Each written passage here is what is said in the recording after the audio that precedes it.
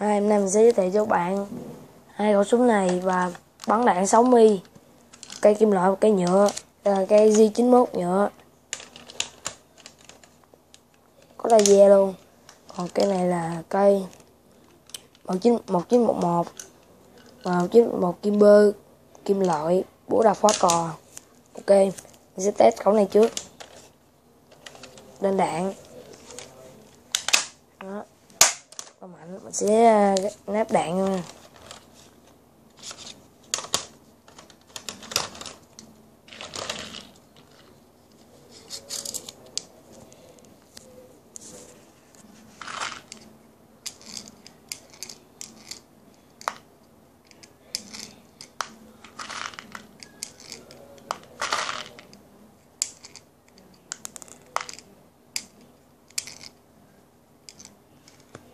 Ok, test như đây đủ rồi.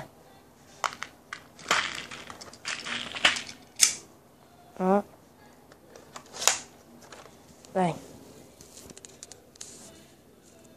Bạn thấy không? Mình mới bắn mấy phát rồi. Các bạn dòm theo cái này nè. Sẽ bắn tới đâu lụng tới đó.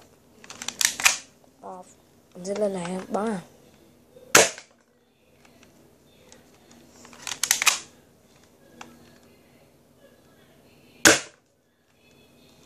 Bắn rất.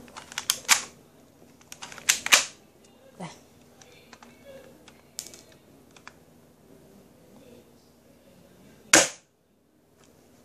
Rất là mạnh nha. Ok, mình cho các bạn coi kết quả nè. Oh my god, test mẹ nó tấm giấy 3 viên, ba viên trên đầu này nè, mấy viên dưới này là mình test. Đây, 3 viên đạn nằm trong cái hộp. Mình sẽ đổ đạn lại. Ok.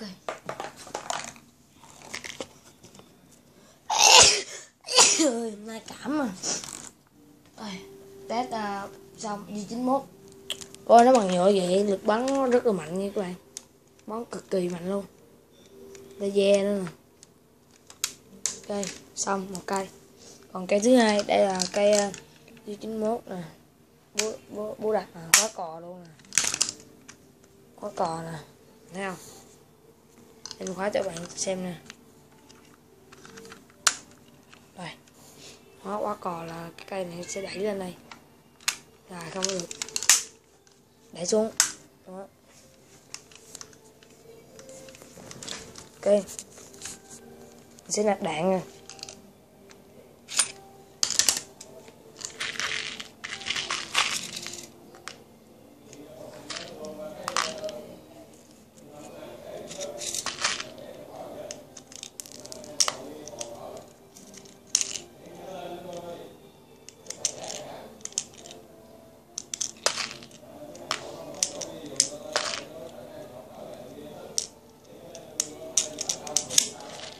Ok, bắn nè.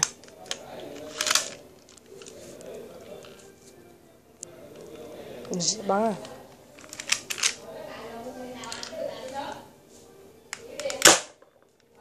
Mình đó.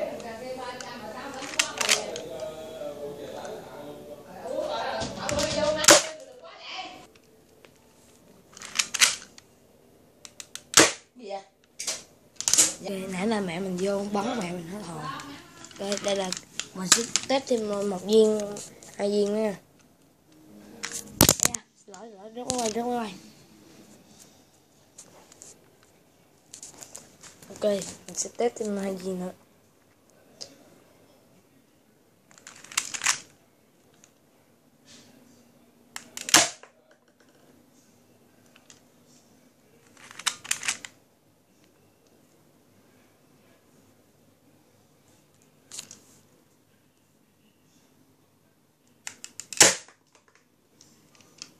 Ok, bắn rất là mạnh nha. Test luôn tấm giấy. Đấy, đây là đạn nè. Ok, nếu ai mua thì mình sẽ dẫn cái địa chỉ thôi, chứ cái này là mình giao không được. Súng thì mình không biết cách giao, mình sợ là giao không được á, giao bưu điện không được cho các bạn.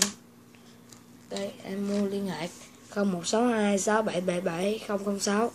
Bye các bạn.